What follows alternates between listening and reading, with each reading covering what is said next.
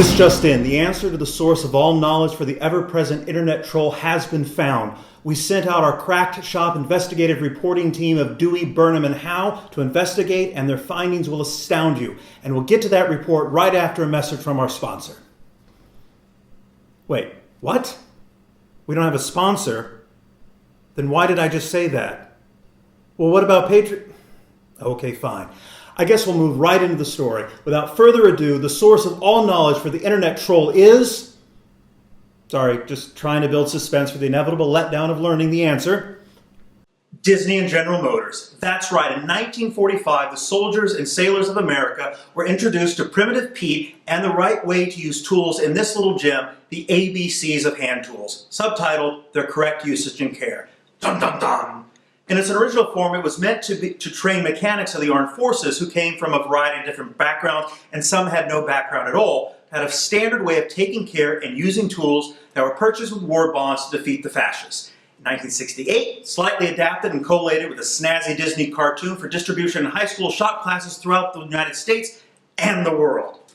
That last part about the world might not be true, but it helps to build a narrative suspense, doesn't it? So it's staying in.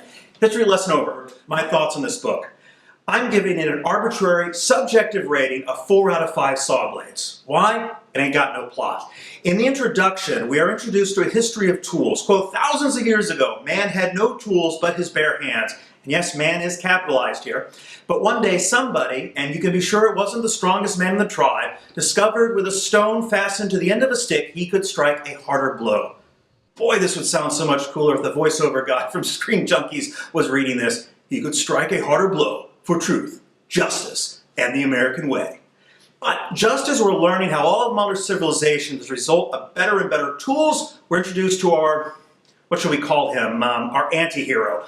Primitive Pete is the bumbling idiot who can't use a tool correctly to save his life. And if the illustrations are anything to go by, I have no idea how he's still alive at the end of the book.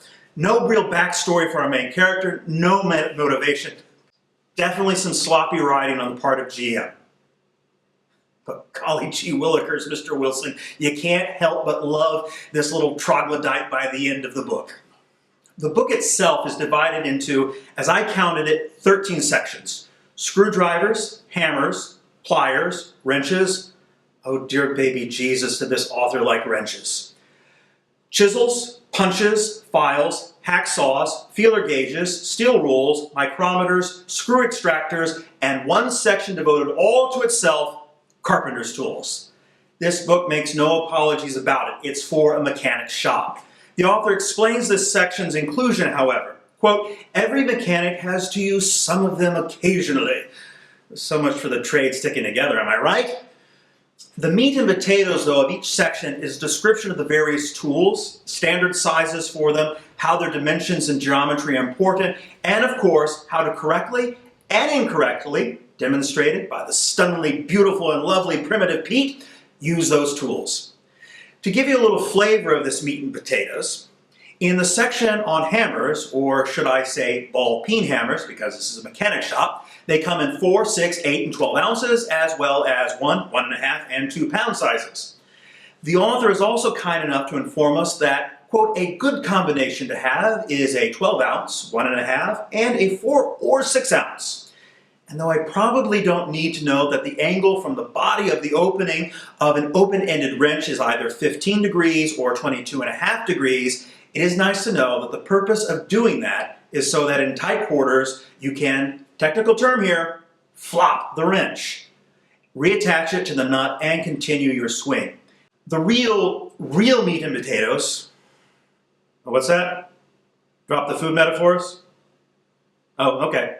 The bubbling fountain of troll wisdom comes in each chapter on how not to use a tool. Don't do this with a screwdriver.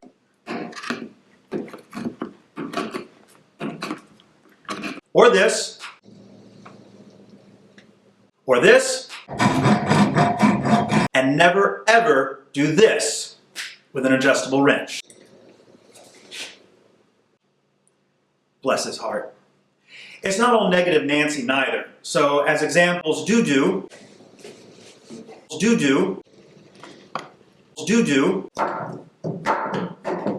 As someone whose primary interest is woodworking, I gravitated, of course, to the author's section on carpentry tools.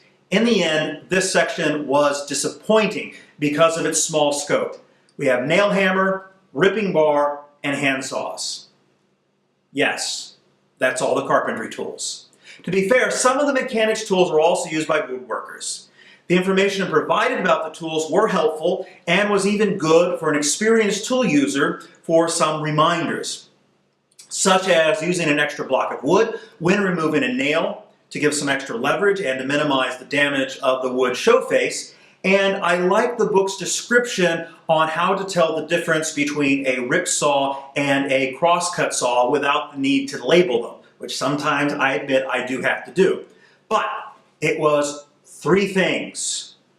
Only 3 things. Despite the importance of this text for all that is right and wrong in tool usage, it skips over the burning question of our time, imperial or metric. It states the U.S. uses the imperial term and foreigners use metric, and it does provide a handy-dandy chart for conversion.